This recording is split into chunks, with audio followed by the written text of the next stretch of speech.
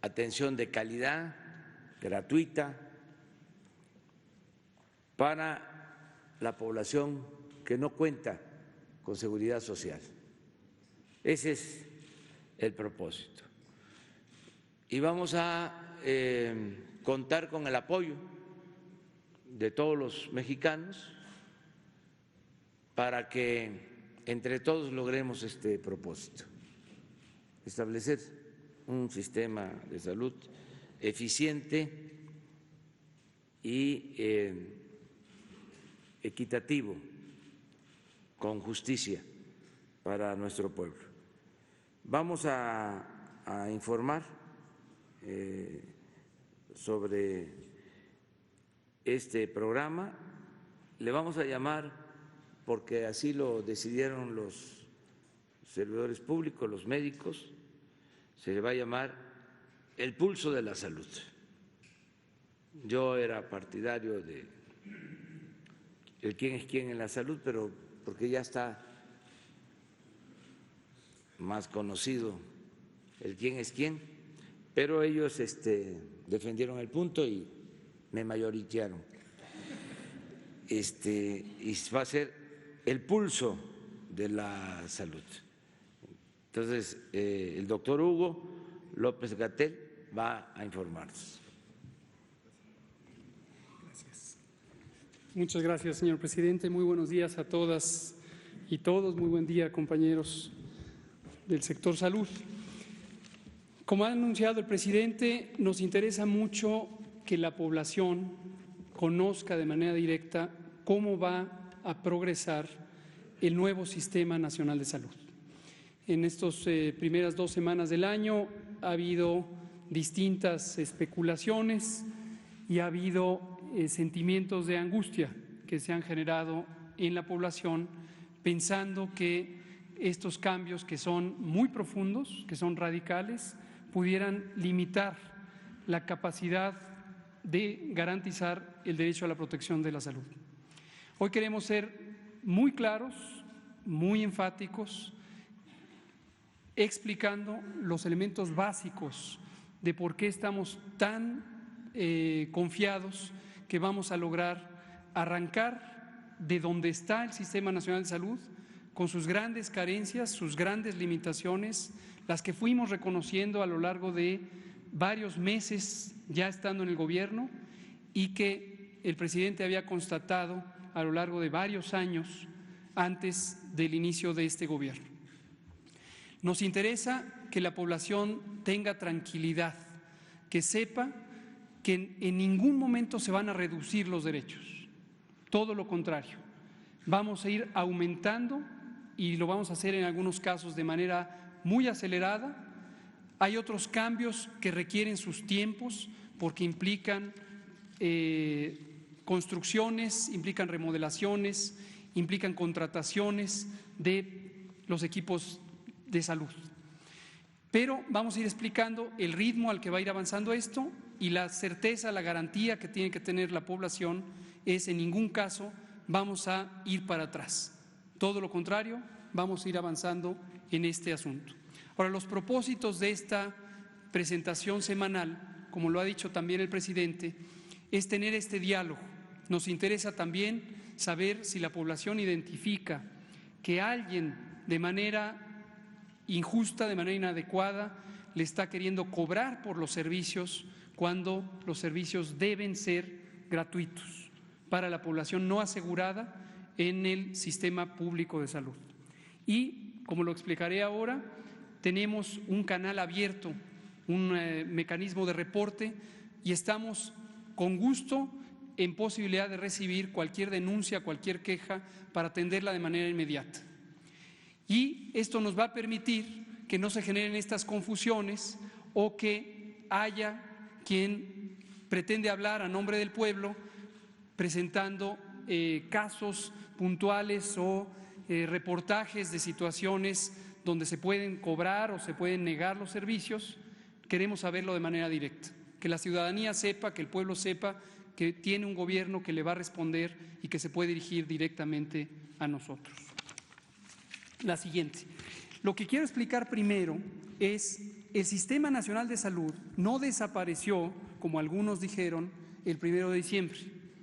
Lo que desapareció es un modelo de financiamiento del Sistema Nacional de Salud que tenía grandes y muy importantes limitaciones y que se había prestado de manera muy clara a actos de mal uso de los recursos públicos que hacían que no rindieran estos recursos y que hacían que el sistema no pudiera avanzar y garantizar la cobertura universal de servicios de salud.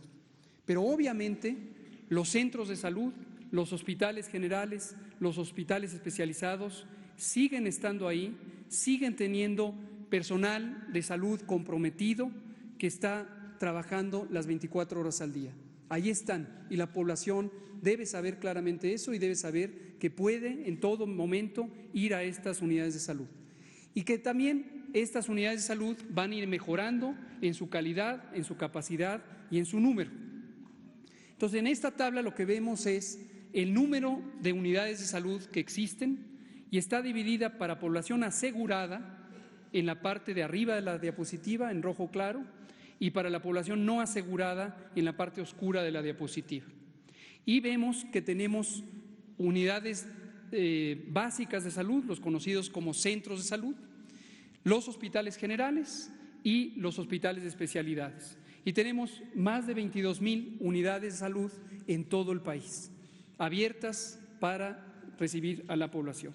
Ahora, en adelante me voy a referir a lo que vamos a hacer a través del Instituto de Salud para el Bienestar para garantizar la atención de la población no asegurada. Y aquí aclaro un mito que se ha generado: no es el plan que la población que no tiene seguridad social, IMSS, ISSSTE, los servicios de Pemex, los servicios de seguridad social de las instituciones militares, pueda ir a estas instalaciones. No, son dos componentes del sistema: población asegurada, que tiene sus propias reglas, población no asegurada, que es la mayoría de la población, y es a donde el Instituto de Salud para el Bienestar va a garantizar su atención. La siguiente. También queremos explicar que existen 3 tipos de unidad de salud y que tienen usos bien definidos. Tenemos primero los centros de salud. Estas son clínicas, están más cerca de la población, hay muchas más, hay 15,000 unidades, y aquí se atiende la gran mayoría de las enfermedades, porque afortunadamente la gran mayoría de las enfermedades son enfermedades no complicadas. Un catarro, una diarrea, un problema de gastritis, un problema de diagnóstico básico, la aplicación de vacunas, el control del niño sano, el seguimiento del embarazo, etcétera. Esos son los centros de salud. Si en un centro de salud el personal de salud detecta que existe necesidad de hospitalización, de cirugía, de un procedimiento de diagnóstico más demandante, más complicado, están los hospitales generales. Los hospitales generales tienen 5 especialidades básicas y reciben a pacientes que son enviados por los centros de salud. Por supuesto, además, la mayoría de ellos tienen servicio de urgencias. Las urgencias se atienden también en los hospitales generales, independientemente de que se sepa o no qué diagnóstico existe. Finalmente tenemos los poquito más de 153 hospitales de especialidades, que para población no asegurada es importante que visualicen que son mayormente los institutos nacionales de salud, los hospitales federales de alta especialidad y en algunos estados los hospitales especializados grandes. Tienen muchas más que 5 especialidades, tienen especialidades muy puntuales, tienen alta tecnología y ahí van los pacientes que los hospitales generales consideran que necesitan atención más avanzada. La siguiente. Ahora, queremos dejar claro 3 elementos y lo hacemos por medio de comunicados claros, directos. El primero es, de acuerdo a la reforma a la Ley General de Salud que el Congreso de la Unión estableció a finales de 2019 y que promulgó el presidente de la República, toda la atención médica para las personas sin seguridad social será gratuita. Que no haya confusión. toda la atención médica para las personas sin seguridad social será gratuita. Este es un mandato de ley y esta es una ley que ha sido promulgada desde 2019. Segundo comunicado. Este va dirigido a las personas titulares de las direcciones de los hospitales de todo el país. El Estado mexicano garantizará la atención médica de calidad para toda la población sin seguridad social. Para toda la población sin seguridad social. Reconocemos aquí el derecho constitucional que tienen las personas para ser atendidas en todas las unidades de salud para población no asegurada. Y finalmente, como un comunicado también muy claro, lo que dije, tenemos un medio de comunicación de 2 vías, nosotros aquí vamos a explicar, pero nosotros estamos para escuchar a la población, para escuchar al pueblo, donde identifique que no se está garantizando su derecho de atención de la salud. Este número, 800-767-8527, 800-767-8527, es el número donde atenderemos cualquier inquietud, queja o denuncia sobre abuso, sobre cobros, sobre negación del servicio, sobre baja calidad del servicio, etcétera. La siguiente. Ahora, en el proceso de establecimiento de los servicios de salud para población no asegurada que coordinará el Instituto de Salud para el Bienestar, necesitamos la colaboración de los gobiernos estatales. La ley reconoce a los gobiernos estatales como autoridades de salud y hemos visto con gusto que la gran mayoría de los gobernadores, las gobernadoras, se han ido sumando a este proceso en la medida en que van entendiendo la importancia de trabajar juntos y de trabajar coordinados por el mismo fin, que es la gratuidad de la atención de salud en este país. Tenemos hasta ahora 18 estados cuyos gobernadores formalmente se han adherido a el nuevo modelo de salud. Tenemos 14 que están en proceso. Esto no quiere decir que estén dudando, simplemente el plazo de ley que termina el 31 de enero en el que ellos tienen para analizar la propuesta de convenio que ya formuló el Instituto de Salud para el Bienestar. Ahora, destacamos aquí también que tanto de los que están ya adheridos como los que están próximos a adherirse, es la última columna, tenemos en esos estados el IMSS Bienestar. El IMSS Bienestar es una rama del Instituto Mexicano del Seguro Social que desde su surgimiento en 1979 está destinado a atender a la población no asegurada. De modo que en el territorio de los estados adheridos tenemos IMSS Bienestar, son los que están marcados en letras negritas del lado izquierdo, y también en estados que aún están en proceso de adherirse, tenemos IMSS Bienestar. De modo que el gobierno federal puede garantizar que atenderá a la población no asegurada en todo el país. Ahora, de las 4 encomiendas que tiene el Instituto de Salud para el Bienestar, la siguiente. La primera es asegurarnos que existen las instalaciones físicas en buen estado, en número suficiente y que pueden proveer los servicios que la población necesita. Hemos hecho un diagnóstico a lo largo del primer año muy detenido, en donde hemos identificado, como ya se ha dicho, desde hospitales abandonados, hospitales nunca construidos, hospitales con deficiencias en su estructura fundamental o también unidades de salud que están en procesos, por ejemplo, de litigio por el uso de la tierra. Todo eso nos llevó a un plan maestro que se representa aquí, en donde tenemos la posibilidad, y lo haremos, de remodelar o ampliar infraestructura. No entraré en los detalles, está aquí en la diapositiva, pero vean ustedes los totales.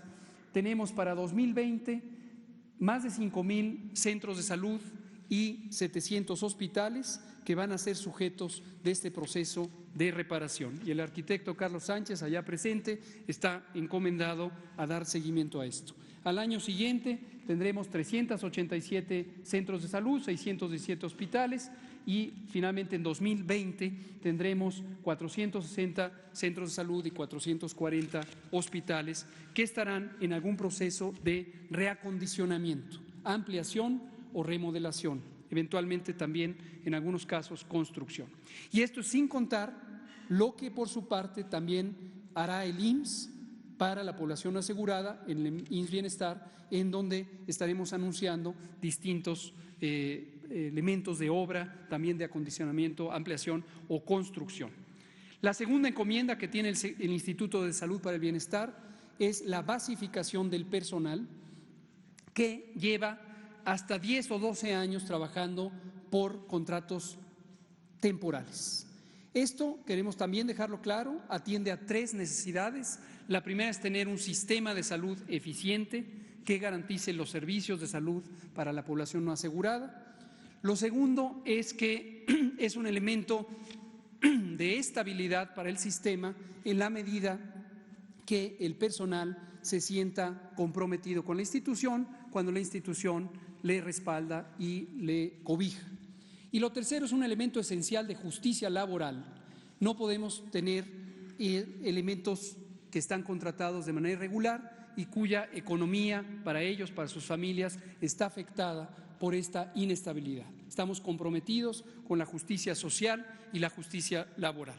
Como pueden ver ustedes aquí, no se trata solo de personal auxiliar o personal de apoyo, es personal sustantivo, tanto en el área médica como en el área paramédica, como en el área administrativa. Un total de 86.368 trabajadoras y trabajadores van a ser basificados. Esto ocurrirá en un proceso gradual, la siguiente por favor, más o menos en los 5 años que nos quedan de este ejercicio de gobierno. Un quinto de la base trabajadora o de la población trabajadora será basificada o regularizada a lo largo de cada año. Los criterios están establecidos y se basan en la antigüedad, la capacidad, la responsabilidad y lealtad institucional y serán considerados para basificación. En el primer año, 2020, más de 17,000 trabajadoras y trabajadores serán regularizados por el Instituto de Salud para el Bienestar. La siguiente es la tercera encomienda, que es garantizar que existan los equipos médicos en todos los rincones del país. Hasta 20% de las plazas de los equipos médicos, y esto es médicos, enfermeras, odontólogos, psicólogos, etcétera, están vacantes, están desiertas, y esto ocurre mayormente para los territorios donde existe la población con mayores necesidades, la población más carente de servicios sociales, servicios del gobierno. Entonces, hemos abierto, como lo conocen ustedes, el año pasado, a finales, una convocatoria para personal médico que pudiera tener la voluntad de servir a la patria, de servir al pueblo, de servir a la gente, y hemos tenido una respuesta extraordinariamente positiva. Más de 38,000 solicitudes de empleo con las reglas que pusimos, que se trata de que se comprometan con mantenerse de manera estable en las comunidades, sobre todo más apartadas, y que puedan dar este servicio con calidad y con responsabilidad y sentido social. El enfoque es de la medicina social, de la medicina comunitaria. La siguiente, por favor. Queremos siempre que sepan que nosotros estamos atentos y damos la cara y que nos pueden identificar como personas con un compromiso con ustedes, con la población. Aquí están los nombres de las 4 personas del INSABI, aquí presentes después del maestro Ferrer, en el lado izquierdo, que tienen responsabilidades específicas en las 4 encomiendas que acabo de mencionar, y ahí están sus datos para que los puedan identificar y contactar en caso de que haya una inquietud particular de sus encomiendas. Sin olvidar el 800-767-8527. También el IMSS, la siguiente por favor, como hemos dicho, el IMSS, el Instituto Mexicano del Seguro Social, también está comprometido en su rama bienestar con la población no asegurada, y uno de los elementos que tiene IMSS Bienestar y que lo está trabajando muy bien es el poder garantizar el monitoreo del abasto. de los insumos para la salud. Para muestra un botón, en esta tabla vemos que más del 98, casi 99% de las recetas que se emiten en los hospitales rurales, las unidades médicas rurales, algunas de las unidades médicas urbanas del IMSS Bienestar, se garantiza su abastecimiento directo, con insumos gratuitos, medicamentos para la población no asegurada. La siguiente, asimismo, en materia de equipos, una de las carencias identificadas fue la necesidad de ambulancias y ya se ha arrancado con las primeras 20 ambulancias que se entregaron en la primera semana de enero para los hospitales rurales de IMSS Bienestar, para un total de 80. Las primeras 20 ambulancias ya llegaron, ya se entregaron y se irán entregando en las próximas semanas las que siguen. Termino en conclusión, este empuje a el derecho de la protección de la salud está bien articulado, trabajamos juntos todo el sector salud, trabajamos por la salud y el bienestar y estamos atendiendo directamente el mandato constitucional de garantizar la protección de la salud, que es un derecho humano, es un derecho de todos y lo vamos a garantizar para toda la población. La población no asegurada es la que ha tenido las carencias más grandes y por eso estamos destinando al Instituto de Salud para el Bienestar a que coordine la atención para toda la población no asegurada. Gracias. Gracias, señor presidente. Bueno, pues este es el primer informe y poco a poco va a ir mejorando con los planteamientos que va a hacer la gente y también con informes que nosotros vamos a proporcionar sobre médicos en centros de salud, en hospitales, abasto de medicamentos, y tenemos que perfeccionar el sistema. Es algo muy importante porque pues se trata de la salud del pueblo, que todos los mexicanos tengan garantizado este derecho a la atención médica y a los medicamentos gratuitos. Abrimos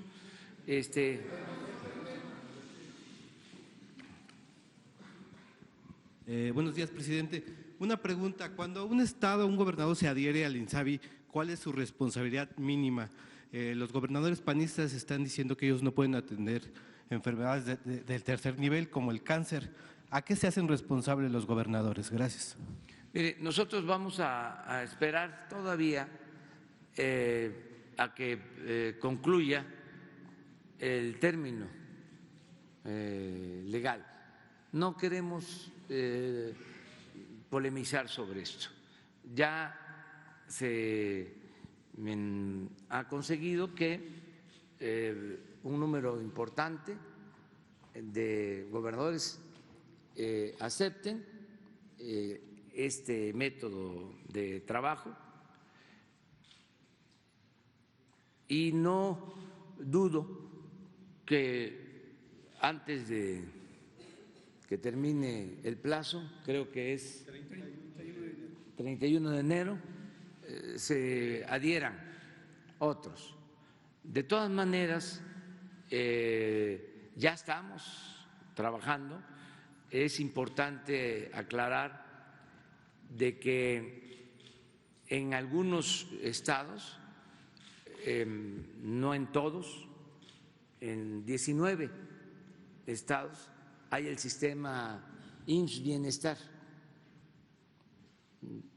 Entonces, si no se adhieren los gobernadores con este sistema IMSS Bienestar, que son unidades médicas, que son hospitales ubicados en las zonas más pobres del país, iniciaríamos en esos estados en donde los gobiernos estatales no acepten aplicar el plan de salud. Pero no nos adelantemos, no quisiera yo que en esta primera exposición el tema central sea el de si se van a adherir o no se van a adherir, que si qué les contesta a los que dicen que no están de acuerdo, que ya sacaron un manifiesto. No, vamos a esperarnos. Pero sí habría una responsabilidad mínima de los gobernadores para asumir este compromiso. Cada quien asume su responsabilidad. El caso nuestro, porque tenemos que ser respetuosos de la Constitución y de la ley, es garantizar atención médica y medicamentos gratuitos en todos los niveles de atención, todo lo que se requiera. Trátese de la enfermedad de que se trate, cueste lo que cueste. Si lo importante es que ya no es un seguro que le llamaban popular, que estaba limitado a un cuadro básico. No se atendían enfermedades o no se tenía el derecho a la medicina si no estaba en el cuadro básico. Aquí es atención a todos los pacientes, atención médica y medicamentos gratuitos. Por eso es un proceso. Vamos a ir avanzando, pero tenemos que lograrlo. El propósito es cumplir con la Constitución. Es que desde hace 25 años se reformó la Constitución y quedó establecido en el artículo 4 el derecho del pueblo a la salud. Y eso durante 25 años fue letra muerta. Y lo que queremos es que en realidad, en los hechos, se cumpla lo que establece la Constitución. Es un choque de mentalidades, porque para el conservadurismo esto es inconcebible. ¿Cómo? Salud pública, gratuita, si el proyecto de ellos era privatizar la salud, privatizarlo todo. Entonces yo entiendo que es un desconcierto, que están aturdidos y a veces desquiciados por estas medidas, por estas políticas, pero no se debe de olvidar que nosotros llegamos después de un movimiento para la transformación de México. No es más de lo mismo. Entonces ofrecemos disculpas por las políticas que se aplican, que no tienen nada que ver con la concepción neoliberal o neoporfirista. Entonces, ese es el fondo, ¿no?, de todo. ¿Cómo le llaman a esto? Populismo, paternalismo. Si garantizar que la salud sea un derecho y no un privilegio, si entregar los medicamentos de manera gratuita es ser populista, que me apunten en la lista y ya. Mi segunda pregunta es sobre migrantes. Me gustaría que nos diera un comentario sobre lo que sucedió ayer con la Guardia Nacional en la frontera sur, por favor. Hoy va a informar el secretario de Relaciones Exteriores.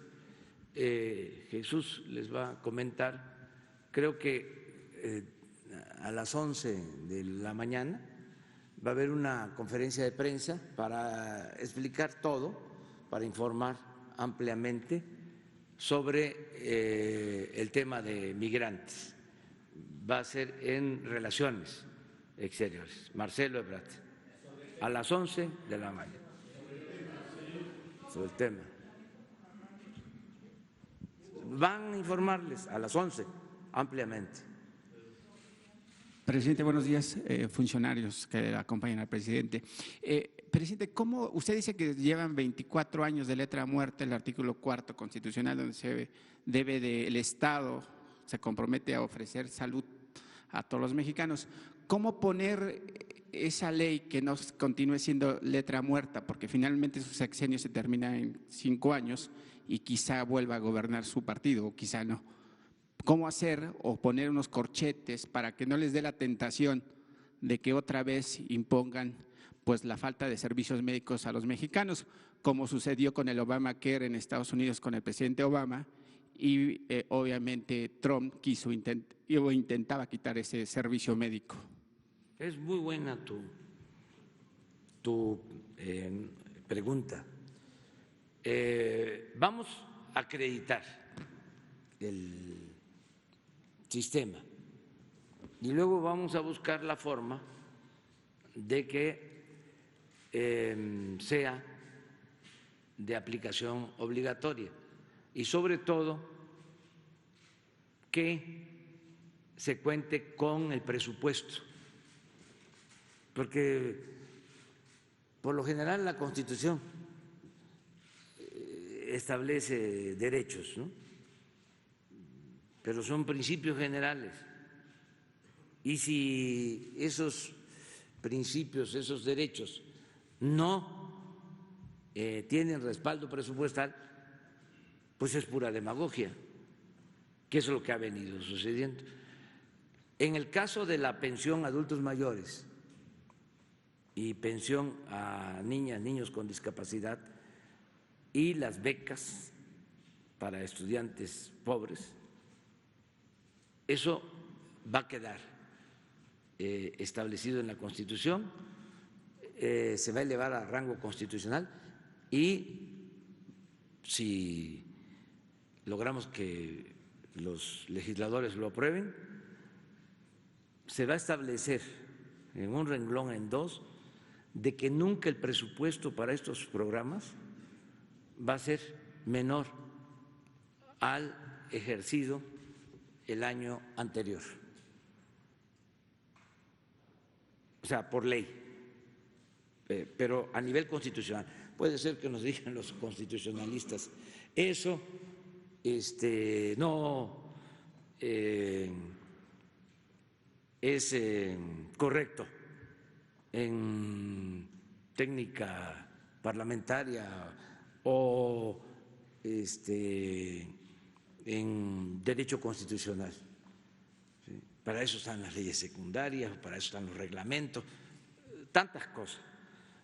Vamos a cambiar eso, a que se establezca el derecho y también ¿sí? El compromiso de que se tenga presupuesto. Sí es posible hacerlo. Entonces, ¿mandará iniciativa? Sí, pero primero vamos a acreditarlo, porque esa es mi idea de que avancemos. Lo más importante es que todo esto lo defienda el pueblo, que ya no puedan, toco madera, si regresan, no puedan retrogradar, porque el pueblo no se los va a permitir. Eso es lo más importante.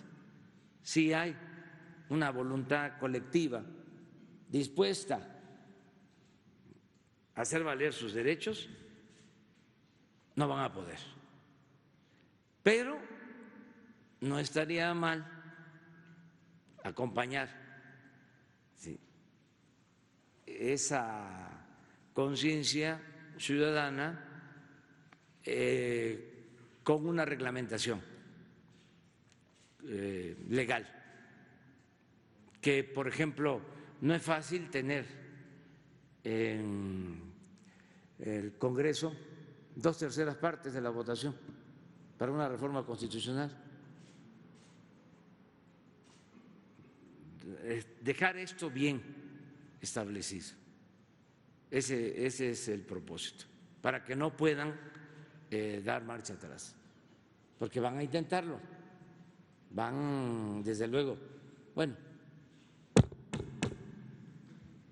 tocó madera de nuevo, en el caso que regresaran, ¿sí? Porque sería regresar al modelo privatizador. El modelo privatizador es que se atienda, se pueda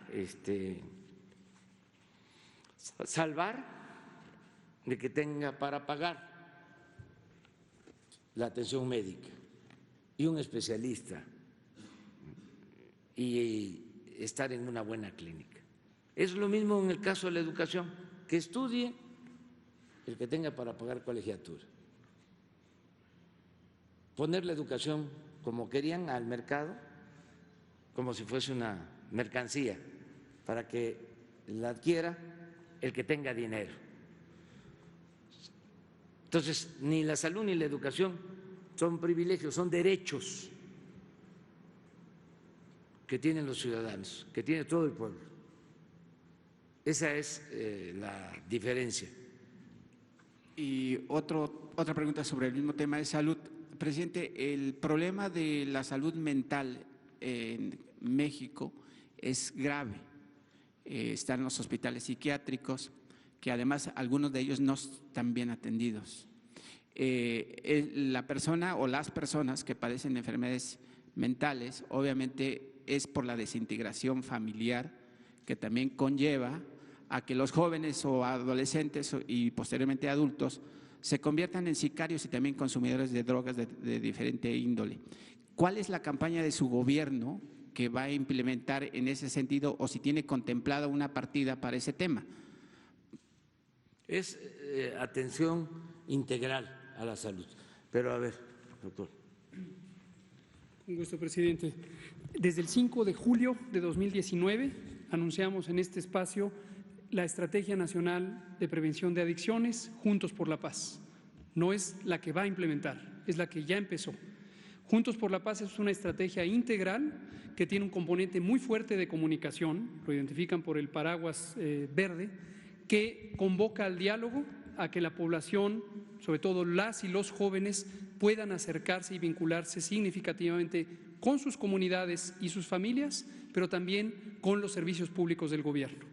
La base de este enfoque es las personas adictas, las personas que consumen productos adictivos, son víctimas de un sistema en donde se ha empujado las drogas. De modo que identificamos dos elementos a atender, uno que tiene una lógica de seguridad pública y seguiremos siendo implacables en combatir el tráfico, comercialización de drogas, la oferta. Y otro elemento que es la demanda, y la demanda efectivamente tiene que ver con estos problemas de carencia del bienestar, esta deprivación. Las jóvenes y hombres y mujeres no tienen espacios de convivencia, de educación, de desarrollo, de empleo, y tenemos que aumentar esa oferta. Entonces, la parte de atención de la es una atención social y están los diversos programas sociales de gobierno y además acciones específicas de recuperación de los espacios públicos y reconstrucción del tejido social. Esto empezó desde el 5 de julio, seguiremos enfatizando que tenemos que abrir los espacios de oportunidad para jóvenes en todo el país a través de estas acciones sociales. Pero también sobre los albergues de enfermos. Con gusto. Específicamente sobre salud mental, el presidente también ya lo ha dicho en varias ocasiones, tenemos una capacidad muy limitada de salud mental. Gruesamente tenemos 100 unidades de atención a adicciones otras 100 de los centros de integración juvenil. Tenemos 45 centros integrales de salud mental, los famosos CISAMES, que están en los distintos estados, y hay uno aquí en la Ciudad de México, que es federal. Esta capacidad es insuficiente. Entonces, ¿qué hemos hecho a lo largo de estos meses, desde que empezó Juntos por la Paz en julio del año pasado? Hemos articulado esfuerzos. Aquí el IMSS Bienestar, que tiene un programa de atención rural a los adolescentes, nos ha permitido expandir cobertura física, es decir, en el territorio, y tenemos un programa impulsado por la Organización Mundial de la Salud. Ayer, precisamente, en una reunión de trabajo con ellos, nos decían que México es un modelo de adopción de esta práctica. Este modelo se llama MHGAP, por sus siglas en inglés, que quieren decir cerrar la brecha de los servicios de atención en salud mental, y estamos transfiriendo capacidades al primer nivel de atención. ¿Qué pasa? No sé si tienen algún estudio o están trabajando con una serie de clínicas, se puede decirlo así, de AA, donde ahí hay cientos de jóvenes o decenas de jóvenes por diversas consumos de alcohol y obviamente drogas de diversas índole. Ahí también va la delincuencia organizada por algunos jóvenes, porque los quieren seguir recuperando o los quieren tener a su servicio.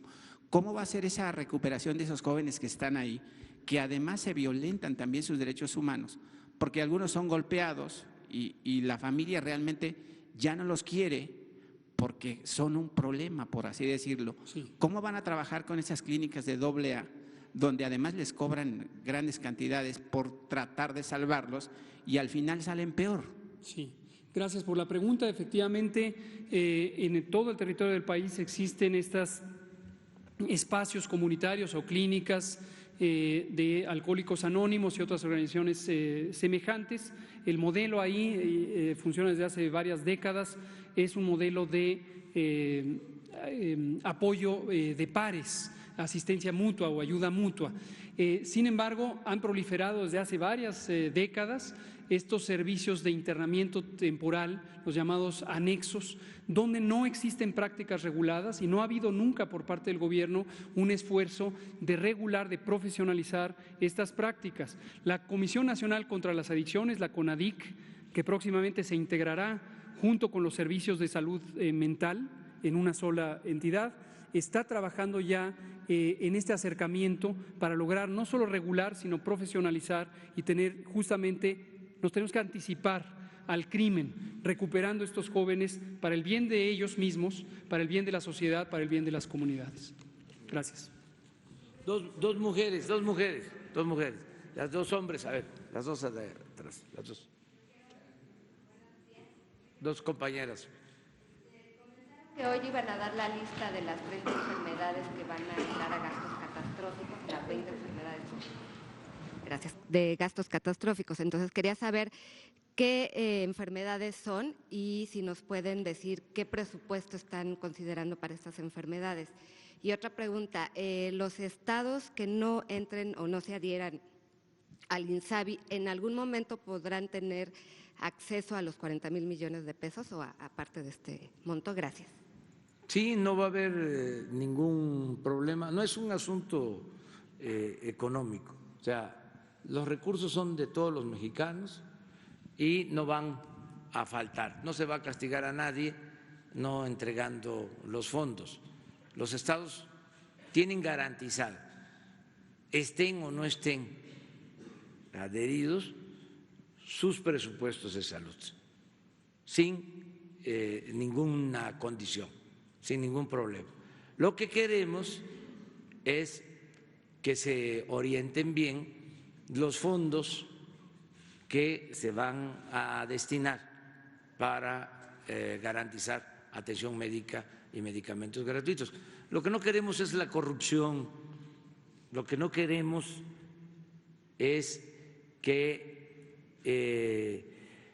sigan habiendo negocios como se hacía anteriormente, que se recibía el dinero del llamado Seguro Popular y se utilizaba para otras cosas, o se empezaban a construir centros de salud, hospitales, se dejaban tirados, se daban anticipos a los contratistas cercanos a los funcionarios y se llevaban los anticipos. Entonces tenemos muchísimos centros de salud, hospitales abandonados, tirados, y por eso la escasez también de los medicamentos, porque vendían medicinas, políticos, y tenían relaciones con servidores públicos estatales. Había toda una red de corrupción con relación a la salud. Entonces todo eso se termina y se establece este modelo. La utilidad de no permitir la corrupción es lo que nos permite afirmar que se va a garantizar la atención médica y los medicamentos gratuitos. Por eso no es un asunto de recursos. Yo sostengo, en términos generales, que con el mismo presupuesto que se ejercía, se puede mejorar mucho el sistema de salud, porque se robaban muchísimo dinero, miles de millones de pesos, solo en la compra de medicamentos. Entonces todo eso se termina. ¿Y cuáles son las las que se consideran enfermedades especiales? Con gusto, presidente. Como ya señala el presidente, es importantísimo, y eso se lo decimos a la sociedad, no solo a ustedes como comunicadoras y comunicadores, cambiar la visión. En la visión que existía con el Seguro Popular, se calculaba cuánto dinero había y hasta allá acababa el derecho a la protección de la salud. Punto. Y ya no había ningún esfuerzo por usar eficiente y transparentemente los recursos y por garantizar la cobertura universal de servicios de salud. Aquí, en la cuarta transformación, la lógica es diferente. Es la que nosotros consideramos que es la que atiende el derecho humano de protección de la salud y que es el mandato constitucional. Primero está el mandato constitucional y el derecho humano de garantizar la protección de la salud, y de ello deriva el organizar eficientemente el sistema, manejarlo transparentemente y, como dice el presidente, vamos a tener ahorros muy sustanciales comparado con el dispendio que existía antes y nos va a alcanzar. Ahora, habíamos comentado sobre las enfermedades que generan gastos catastróficos, las enfermedades caras. Lo primero que tiene que tener clarísimo la población es ningún elemento va a ser hacia atrás, como ya lo dije, de modo que partimos de que el Seguro Popular pagaba por 66 enfermedades de alto costo. Estas 66 enfermedades incluyen los cánceres infantiles, incluye el cáncer de mama, incluye el tratamiento para personas con VIH, incluye los trasplantes de córnea, varias cirugías ortopédicas, incluía y de manera muy restringida, por ejemplo, la atención a los infartos cardíacos. Pero fíjense ustedes, solamente para población menor de 65 años, que es donde es menos frecuente los infartos cardíacos y donde es muy frecuente y por lo tanto existe la necesidad mayor, es en personas de 65 y más. Y ahí ya no se cubría, no tiene lógica, excepto una lógica de protección en términos de financiamiento, pero no de servicios. Entonces, de entrada, como lo hemos dicho en los comunicados, los servicios van a ser todos, para todas las personas, y los insumos van a ser todos los necesarios para garantizar esta atención, ¿sí? Entonces, vamos a ir anunciando, conforme vayamos expandiendo más allá de esos 66 gastos, cuáles son y cómo opera, pero insisto, quitémonos ya de la lógica de que va a ser por paquetes de servicios de salud. van a ser todas las enfermedades. Y esto es importante también porque detrás de las enfermedades existen también grupos de interés. Tengámoslo claro. Obviamente hay intereses legítimos. Hay personas que abogan por los pacientes o grupos, organizaciones que abogan por las personas que tienen una enfermedad, otra enfermedad, otra enfermedad. Pero también existen muchos casos, no estoy hablando de que sean las mismas organizaciones, pero existen grupos de interés que saben que hay negocios jugosos en ciertas enfermedades. Entonces, quitémonos de esa lógica y vamos a ir anunciando la expansión de la capacidad de dar servicios de manera universal, todas las enfermedades a todas las personas. Gracias. Otra compañera. Gracias. Buenos días. Yo quisiera preguntarle puntualmente a usted o si el subsecretario nos puede ayudar, ¿qué exactamente o con más detalle es lo que estarían cediendo los gobiernos de los estados al firmar los acuerdos de coordinación con el INSABI en términos de manejo de recursos, de qué es lo que ya no podrían, o sea, o qué cantidad o qué rubros de ese dinero que hoy reciben o recibían por parte del Seguro Popular estarían dejando de tener si se adhieren al INSABI, y saber en qué plazos se están planteando ir sumando estas 30 enfermedades catastróficas, si me hace el gran favor. Gracias, Ángeles. En una frase, no ceden nada. Su compromiso de proteger la salud de las personas y de garantizar servicios gratuitos. Es decir, no es ceder, es comprometerse. Eso es lo que se le pide en el convenio de adhesión al Instituto de Salud para el Bienestar a los gobiernos estatales. Ahora, ¿qué implica? Para que lo tengan también claro. Ya se enviaron para este año los techos presupuestales del programa presupuestal U05, que antes financiaba al extinto, desaparecido ya, Seguro Popular, y hoy es la base financiera para 2020 del Instituto de Salud para el Bienestar. Ese es un dinero que se usa en los estados y ya se les anunció de manera oficial cuál es el recurso que se les va a transferir. Entonces, eso se les va a dar a los estados. El Congreso de la Unión destina 103,000 millones de pesos que se distribuyen en los estados del ramo 33. Eso es para los servicios de salud en los estados. Eso está garantizado. Ahora, ¿qué implica adherirse? Insisto, implica no ceder, implica el compromiso de trabajar juntos. Y les pongo un ejemplo exitoso ya. Durante 2019 y ahora en la compra consolidada de insumos para la salud de 2020, casi todos los estados firmaron un convenio de colaboración con la Federación que nos ha permitido tener compras consolidadas. También participa el IMSS, el ISSSTE, Pemex, y podemos tener enormes ahorros.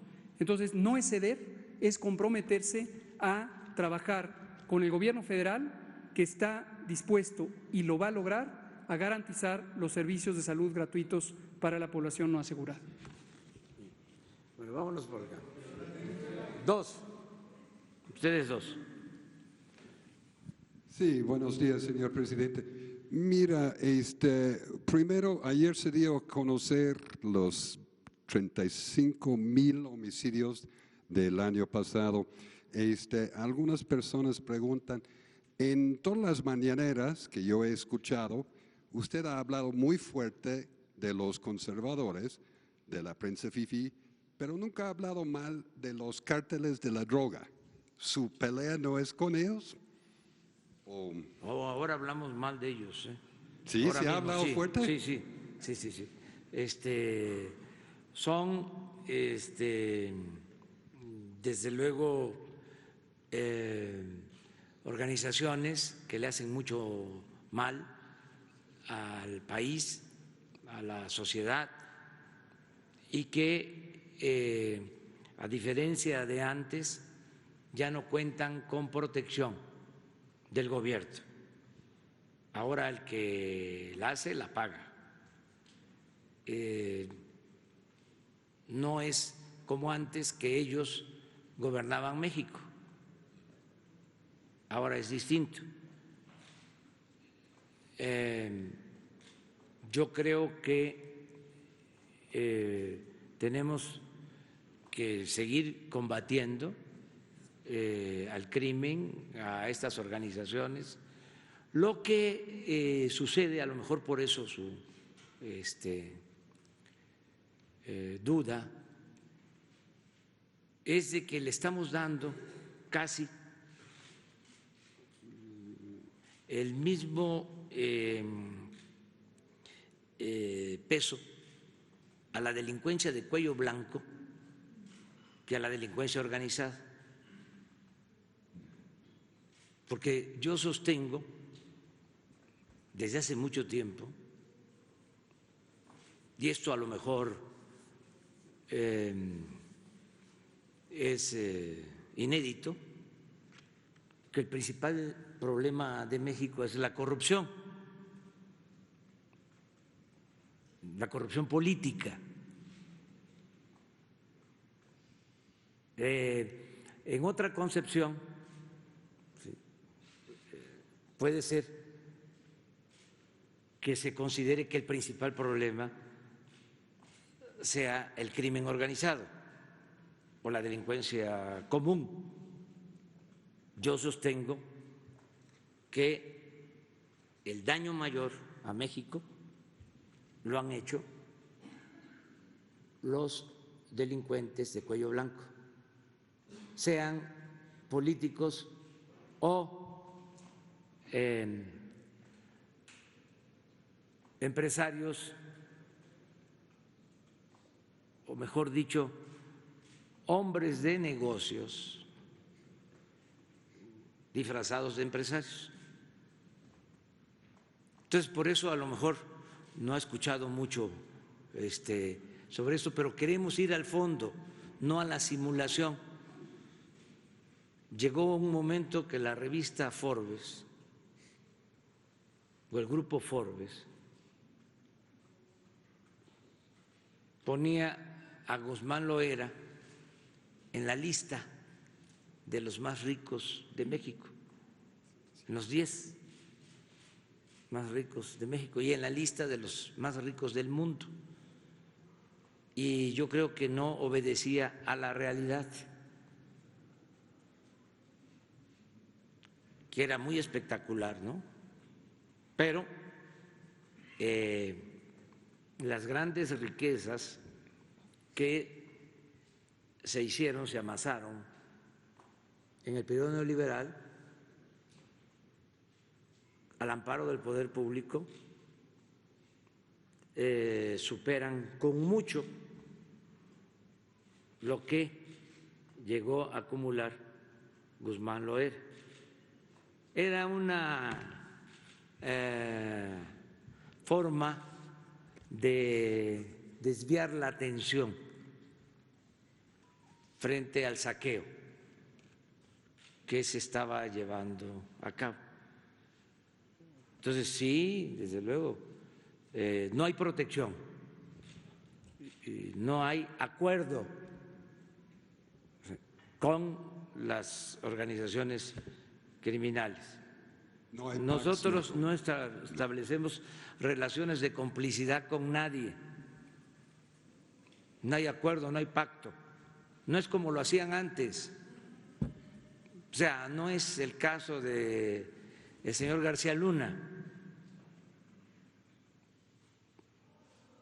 Es distinto.